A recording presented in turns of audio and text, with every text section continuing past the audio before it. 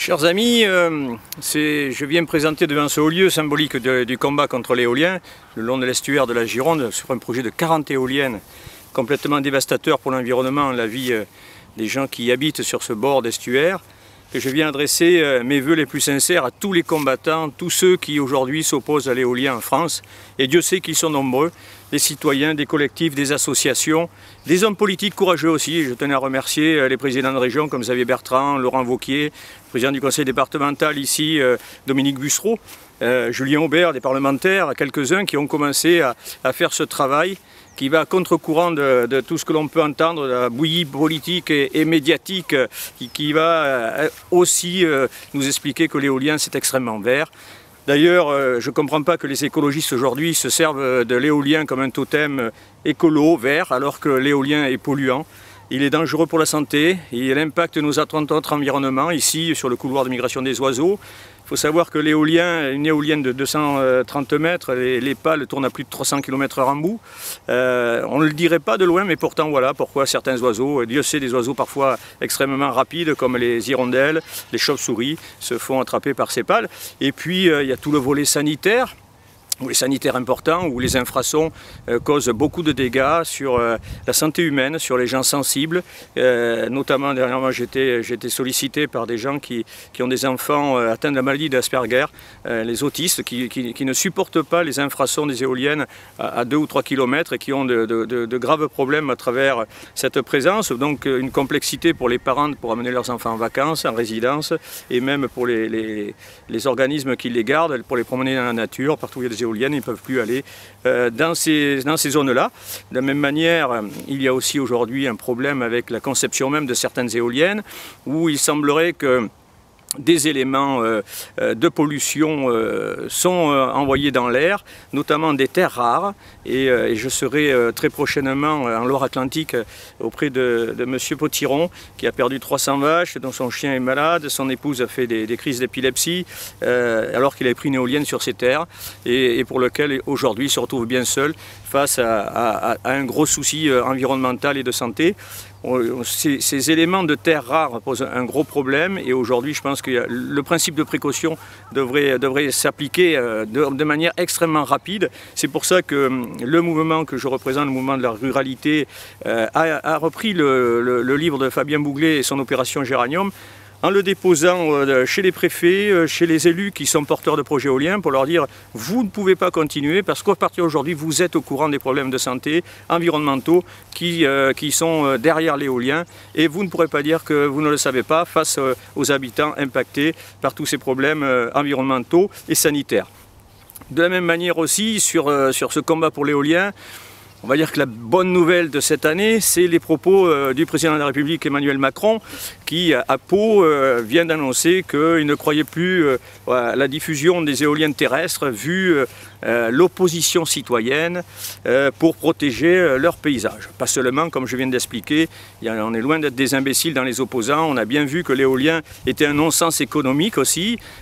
Pour expliquer très simplement, et juste prendre un élément, quand il y a beaucoup de vent en Europe, que toutes les éoliennes tournent, ben la journée les gens sont au travail, ils sont ailleurs, ils ne sont pas là pour consommer. Donc il nous arrive que l'électricité tombe à moins de 0 € le coût sur le marché européen. Et pourtant, par les accords signés par nos gouvernements, les industriels revendent à l'État 84 € le kilowattheure. Autrement dit, il ne vaut rien sur le marché européen, mais l'obligation de rachat fait que les industriels se font beaucoup d'argent sur le dos des citoyens au travers des taxes carburant, au travers de la taxe sur les abonnés au réseau EDF. Donc vous voyez, on est, nous, impactés, les ruraux, par ces éoliennes sur notre santé, sur notre environnement, et de manière plus large sur notre manière économique avec l'augmentation des carburants, puisque vous le comprenez bien, nous les ruraux, on est obligés de prendre notre véhicule et de payer évidemment ces carburants à un prix de plus en plus cher. Donc l'éolien est un non-sens économique, environnemental et sociétal. Nous y sommes opposés. Le président de la République dit « Ok, je ne pense pas que ça va se diffuser ». À lui maintenant de mettre en adéquation ces paroles de remettre sur le tapis les lois qui simplifient la diffusion des éoliennes un peu partout, qui ont été simplifiées par l'action de quelques parlementaires bien copains avec les industriels. Il faut qu'aujourd'hui la loi soit plus contraignante et qu'elle redonne le pouvoir aux élus du terrain et aux citoyens. Il n'est pas acceptable aujourd'hui que les citoyens soient dépossédés de leurs droits, que les élus locaux soient dépossédés de leurs droits et qu'aujourd'hui juste l'industriel, un propriétaire et le tribunal finissent par boucler l'histoire de l'éolien. C'est aujourd'hui le vœu que je formule, et puis évidemment que vous puissiez tous continuer. Nous, on accompagnera les grandes associations comme la FED qui depuis des années à nos côtés et avec d'autres se battent pour aller chercher les informations parce qu'il y a toute une chape de plomb là-dessus. Il faut découvrir aujourd'hui comment est faite une éolienne. Il n'y a pas d'obligation de nous expliquer s'il y a des terres rares dans certaines ou pas dans d'autres. Il y a tout un volet très important qu'il faut approcher. L'infrason, il est extrêmement bien connu, les méfaits de l'infrason sont aujourd'hui des choses avérées et il est incroyable qu'aujourd'hui, certains parlementaires voulaient même les mettre à 350 mètres des habitations. Or, il semblerait qu'en Europe, le plus logique serait que ça soit 10 fois la hauteur. Et encore, je reste prudent, quand on voit aujourd'hui l'exposition des habitants à ces fameuses terres rares, donc quels sont les effets du néodyme dans le corps humain exposé à de l'électricité statique, etc. On ne le sait pas. Mais ceci dit, aujourd'hui, il y a de lourdes suspicions. Il faut qu'aujourd'hui, le gouvernement, par principe de précaution, arrête et cherche bien quels sont les effets parce qu'on a quand même des problèmes de santé, on a des problèmes sur les animaux, des avortements, des malformations.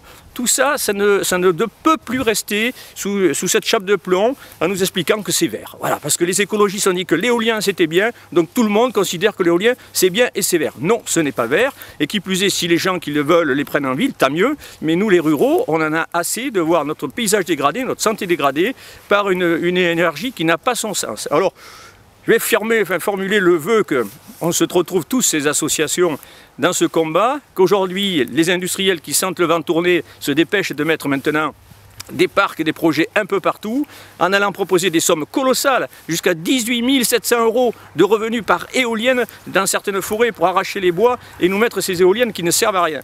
Donc, nous allons continuer ce combat. Je vais écrire au président de la République. On sera aux côtés des gens qui sont malades, comme M. Potiron. On va aller devant les tribunaux. Et il faudra traîner devant les tribunaux tous les responsables pour faute inexcusable et mise en danger de la vie d'autrui.